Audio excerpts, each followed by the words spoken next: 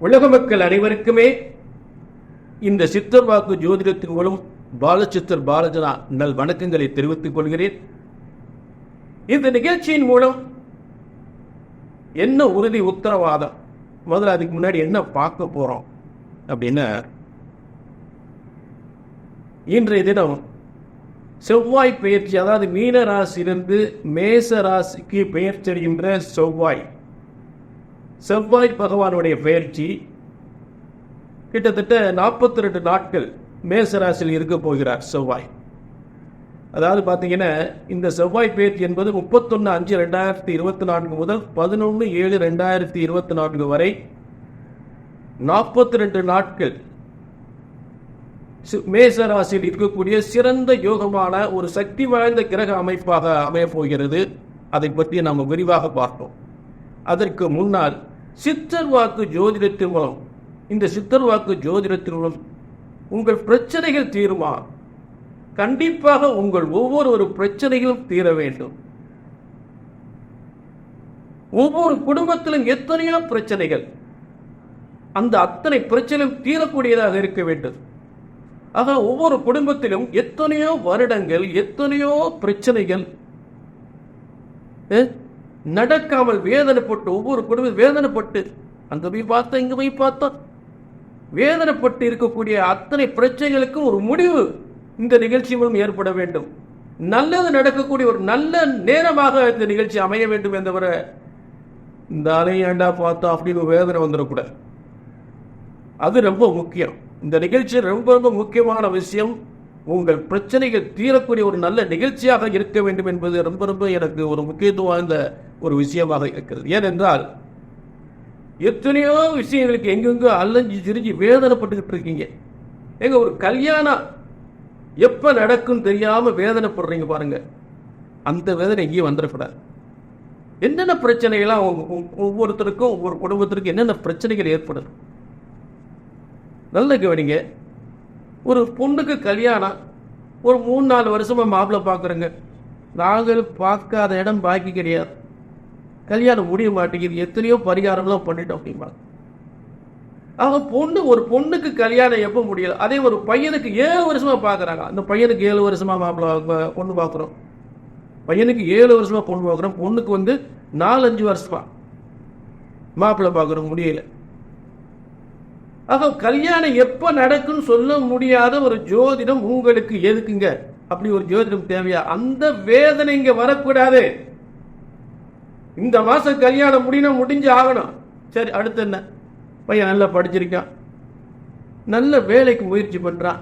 இந்த வேலை எப்போ கிடைக்கும்? தனியார் வேலை கிடைக்குமா, இல்ல அரசாங்க வேலை எப்பங்க கிடைக்கும்? 4-5 வருஷமா அரசாங்க முயற்சி பண்றான். இந்த அரசாங்க வேலை எப்போ கிடைக்கும்? கல்யாணம் முடிச்ச பொண்ணுக்கு ஒரே பிரச்சனையா இருக்கு. நல்லாதான் பொருத்தம் பார்த்தோம், பொருத்தம் நல்லா இருக்குன்னு சொல்ல போய் தான் கல்யாணத்தை முடிச்சோம். இன்னைக்கு ஒண்ணுக்கு ஒண்ணு ஒத்தே போல. புருஷன் பிராட்டிகளை பெரிய பிரச்சனையா இருக்கு, கணவன் மனைவிகளை பெரிய பிரச்சனையா இருக்கு. இந்த பிரச்சனை தீருமா? 2 பேரும் நல்லா சேர்ந்து வாழணும். அதுக்கு என்ன வழி இருக்கு? நாங்களும் பார்க்காத இடம் பாக்கியே செய்யாத பரிகாரம். அடுத்து புத்திர பாக்கி.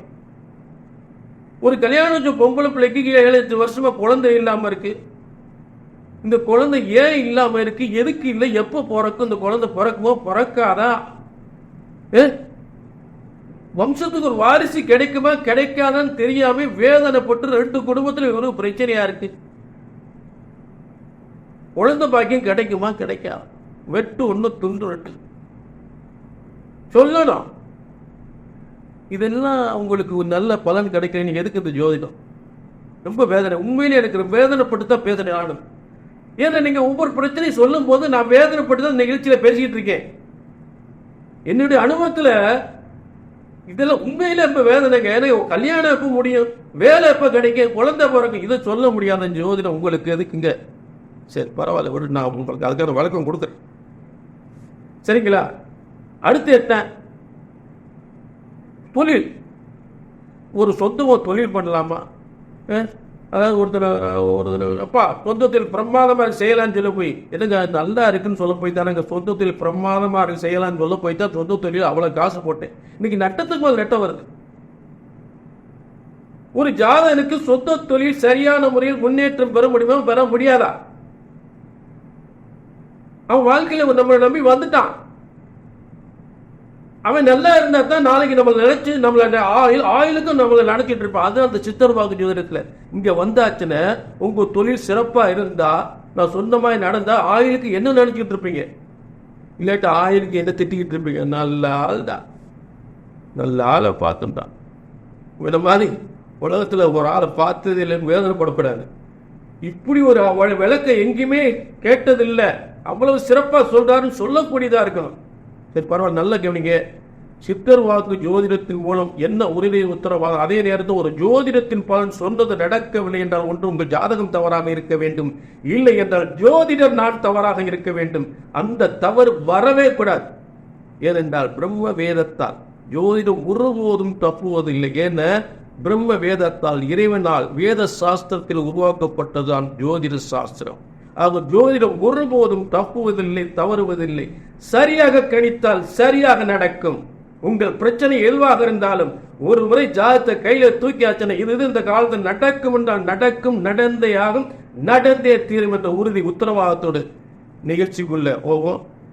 இன்னைக்கு மேசரா, அதனால இன்னைக்கு ரிஷபராசியில செவ்வாய் பயிற்சியுடைய பலன்களை ரிஷபராசிக்கு பார்க்க போறோம். செவ்வாய் பயிற்சியின் பலன்கள் ரிஷபராசிக்கு இன்னைக்கு பார்க்க போறோம். இப்ப செவ்வாய் பயிற்சி ரிஷபராசிக்கு பார்த்தீங்கன்னா, இப்ப 12ஆம் இடத்தில், அதாவது மீனராசியில் இருக்கக்கூடிய செவ்வாய் 31/5/2024 முதல் 11/7/2024 வரை 42 நாட்கள் ரிஷபராசிக்கு 12ஆம் இடமான மேச ராசியில் செவ்வாய் ஆட்சி பெறுகின்ற ஒரு சிறந்த யோகமான காலங்கள். அதாவது ஒரு ராசிக்கு 12ஆம் இடத்தில் ஒரு கிரகம் ஆட்சி பெற்றால் கனவுகள் நனவாகும். கனவுகள் எல்லாம் நனவாகக்கூடிய ஒரு அருமையான காலங்கள். எத்தனையோ வருடங்கள், அதாவது எத்தனையோ வருடங்கள் போட்ட திட்டங்கள், போட்ட காரியங்கள் எடுத்து தோல்வியடைந்த எந்த ஒரு முயற்சிகளும் வெற்றி பெறக்கூடிய ஒரு சிறந்த காலமாக இந்த 42 நாட்கள் அமைய போகிறது. உங்களுடைய ஒரு கூட்டு வெற்றி என்பது மிகப்பெரிய வெற்றி. அதாவது 7ஆம் இடம் ரிஷபராசி 7ஆம் இடம் செவ்வாயினுடைய இடமாக இருந்து அது 12ஆம் இடத்தில் ஆட்சி வரும் பொழுது மிகப்பெரிய கூட்டு வெற்றியை உருவாக்கக்கூடியது. ஒரு கணவன் மனைவி சேர்ந்து தொழிலை ஆரம்பித்தால் மிகப்பெரிய முன்னேற்றம் ஏற்படக்கூடிய காலங்களாக ஏற்படும். கனவுகள் எல்லாம் நடவாகக்கூடியது. அதாவது இடம், வீடு, வாசல், சொத்துக்கள் பெறக்கூடிய அதற்கான யோகங்களை தரக்கூடியவர் தான் இந்த பூமிகாரகன் என்று சொல்லக்கூடிய செவ்வாய். அதாவது இடம், வீடு, வாசல், சொத்துக்கள் பெறக்கூடிய ஒரு நல்ல யோகமான காலமாக ரிஷபராசிக்கு உறுதியாக அமைய போகிறது. இப்போ அதற்கு வருமானம் வரல, ஏற்கனவே அதுக்கு வருமானத்தை கொடுக்கறதுக்கு குரு வந்துட்டார். உங்களுக்கு ரிஷபராசிக்கு குரு வந்துட்டார். ஜென்ம குருவித்தது கவலைப்பட வேண்டாம், வந்துட்டார். லாபாதிபதியாக வந்துட்டார். அப்போ அடுத்து வருமானம் வந்தால் அந்த சொத்தை சேர்க்கக்கூடிய ஒரு யோகத்தை யார் கொடுக்க போறா? பூமிகாரன் செவ்வாய் கொடுக்க போறார். புரிஞ்சுட்டீங்களா? அத இந்த இடம், வீடு சம்பந்தப்பட்டது மட்டுமல்ல, ஒரு காவல்துறை அதிகாரி ஆவதற்கும், காவல்துறை சார்ந்த உத்தியோகத்தை பெறுவதற்கும், ஏற்கனவே காவல்துறை உயர்ந்த பதவியில் இருக்கக்கூடிய மேலும் பதவி உயர்வு பெறக்கூடிய ஒரு சிறந்த காலமாக உறுதியாக அமையும் இந்த ரிஷபராசிக்கு. அடுத்து முக்கியமாக வெளிநாட்டு யோகங்கள், அதாவது ரிஷபராசிக்கு வெளிநாட்டு யோகங்கள் ஏற்படக்கூடிய ஒரு சிறந்த, அதாவது பூமி விட்டு பூமி வெளிநாட்டு யோகங்கள் வரக்கூடிய ஒரு சிறந்த காலமாக ரிஷபராசிக்கு உறுதியாக அமையும். கணவனாக இருந்தால் மனைவிக்கு யோகம், மனைவியாக இருந்தால் கணவனுக்கு யோகம், வெளிநாட்டு யோகம். இந்த வெளிநாட்டு யோகம் என்பது உறுதியாக உண்டு. வெளிநாட்டின் மூலம் உத்தியோகம், வருமானம் பெறக்கூடிய சிறந்த காலங்களாக அமையும். சரி, அடுத்து நல்ல கவனிங்க. மருந்து கெமிக்கல் சம்பந்தப்பட்ட தொழில்கள், மருத்துவமனை, புதிய மருத்துவமனை உருவாக்கி மருத்துவமனை கட்டி அதை மருத்துவம் சார்ந்த தொழில் செய்யக்கூடியவர்கள் சிறந்த யோகத்தை பெறக்கூடிய காலங்களாக ஏற்படும். இடம், வீடு, வாசல், புதிய வீடு கட்டக்கூடிய நல்ல யோகங்கள் ஏற்படும். புதிய பங்களா கட்டக்கூடிய நல்ல யோகங்கள் ஏற்படும். அதே நேரத்தில் தொழில் சார்ந்த மருத்துவம் தொழில் சார்ந்த அந்த வீட்டில், அதாவது புதிய மருத்துவமனை உருவாக்கி அந்த தொழில் செய்யக்கூடிய சிறந்த காலங்களாக ஏற்படும். புரிஞ்சுட்டீங்களா?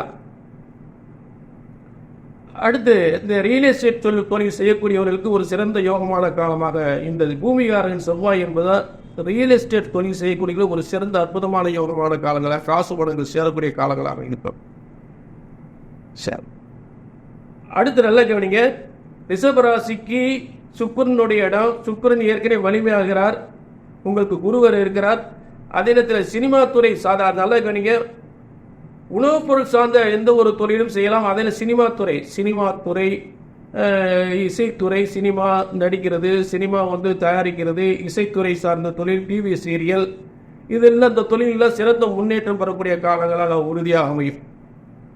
அதில் எந்தவித சந்தேகமே இல்லை. ரிஷபராசியை பொறுத்தளவு நிச்சயமாக அவங்களுடைய கனவுகள்லாம் நனவாகக்கூடிய ஒரு சிறந்த முன்னேற்றம். சுக்கிரன் வீடு என்பதால் கலை சார்ந்த தொழில், ரிஷபராசி சுக்கிரன் வீடு என்பதால் கலை சார்ந்த தொழில், அதெல்லாம் இந்த கனவுகளை நினைவாக்கக்கூடிய அளவுக்கு செவ்வாய் பயிற்சி அடைகிறார் 12ஆம் இடத்தில். அதை மறந்துடாதீங்க, சரிங்களா? அதை அடுத்த நல்ல உடைய மருத்துவ டாக்டர் ஆகக்கூடியவங்க டாக்டர் ஆகலாம். டாக்டருக்கு படித்து டாக்டர் ஆகக்கூடியவங்க அந்த டாக்டர் ஆகக்கூடிய காலங்கள் இந்த 42 நாட்களே டாக்டர் ஆகக்கூடிய காலங்கள் சிறப்பாக இருக்கு. ஆக முக்கியமாக அரசாங்கத்தினுடைய வருமானம் பெறக்கூடிய அதிகாரத்துவம் வாய்ந்த அதிகாரத்துவம் வாய்ந்த உத்தியோகம் பெறக்கூடிய ஒரு சிறந்த காலங்களாக இந்த ரிஷபராசிக்கு உறுதியாக அமைகிறது. அதில் எல்லோரும் சந்தேகமே இல்லை. ஆக ரிஷபராசியை பொறுத்தவரை கனவுகளாக நனவாகக்கூடிய காலங்களாக ஒரு அதே நேரம் ஆடை ஆபரண தொழில்களாக சிறந்து விளங்கும். ஆடை ஆபரண தொழில், உணவு சம்பந்தப்பட்ட தொழில்கள், முக்கியமாக கலை சார்ந்த தொழில்கள், எல்லா தொழிலும் சிறந்து விளக்கக்கூடிய நிலையில் விவசாயங்கள்லாம் சிறப்பாக இருக்கும். ரிஷபராசி விவசாயம் சம்பந்தப்பட்ட தொழில்.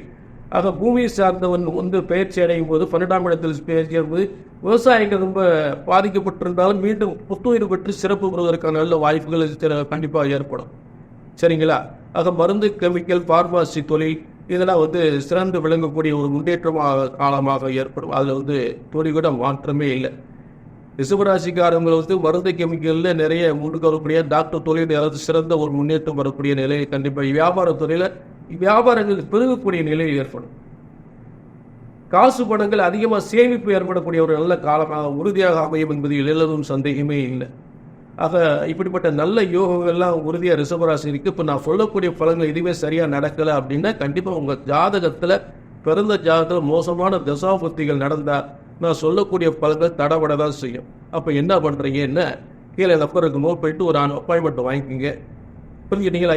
என்ன காரணங்களாக உங்கள் தொழில் தடைப்படுது, உங்கள் வியாபாரம் தடைப்படுது, உங்களுக்கு வேலை கிடைக்கல, கல்யாணம் முடியல, ஏன் எவ்வளோ வருஷமாக கல்யாணம் முடியல, எவ்வளோ வருஷமாக வேலை இல்லாமல் இருக்கீங்க, ஏன் தொழில் பாதிக்கப்படுது, குடும்பத்தில் என்ன பிரச்சனை, கணவன் மனைவியில் என்ன பிரச்சனை இல்லையா, சொத்து பிரச்சனையா, எத்தனை பிரச்சனைக்காக எந்தெந்த பிரச்சனைக்காக ஜாதகத்தை கையில் எடுக்கிறீங்களோ, எந்த பிரச்சனைக்காக ஒரு முறை ஜாதகத்தை கையில் தூக்கியாச்சுன்னு இங்கே சொன்னது நடக்கும், நடந்தையாகும், பிரச்சனை தீரும். இந்த சித்தர் வாக்கு ஜோதிடத்திலும் உங்கள் ஒவ்வொரு பிரச்சனைகளும் ஒரு குடும்பத்தில் ஏற்பட்ட அத்தனை பிரச்சனைகளும் ஒரு முடிவு, நல்ல முடிவு கிடைக்கக்கூடிய நல்ல நேரமாக உறுதியாக அமையும். புரிஞ்சுட்டீங்களா? திரும்ப ஒரு ஜோதிடத்தின் பலன் சொன்னது நடக்கவில்லை என்றால் ஒன்று உங்கள் ஜாதகம் தவறாக இருக்க வேண்டும், இல்லை என்றால் ஜோதிடர் நான் தவறாக இருக்க வேண்டும். அந்த தவறு வரவே கூடாது. அவரை பார்த்து அப்படியே நடந்துச்சுன்னு சொல்லக்கூடியதாக இருக்கணும். புரிஞ்சுட்டீங்களா? ஆக திரும்பவும் சொல்றேன், எந்த பிரச்சனையாலும் ஒரு முறை ஜாதகத்தை கேளுங்க. அதாவது ஜோதிடம் ஒருபோதும் தப்புவதில்லை, தவறுவதில்லை. சரியாக கழித்தால் சரியாக நடக்கும். ஏனென்றால் பிரம்ம வேதத்தில் உருவாக்கப்பட்ட இறைவனால் உருவாக்கப்பட்ட ஜோதிட சாஸ்திரம் ஒருபோதும் தப்புவதில்லை, தவறுவதில்லை. சரியாக கணித்தால் சரியாக நடக்கும் என்ற உறுதி உத்தரவாதத்தோடு மீண்டும் ஒரு நல்ல நிகழ்ச்சியை சந்திக்கும் வரை உங்களிடமிருந்து விடைபெறுகிறேன். நன்றி, வணக்கம்.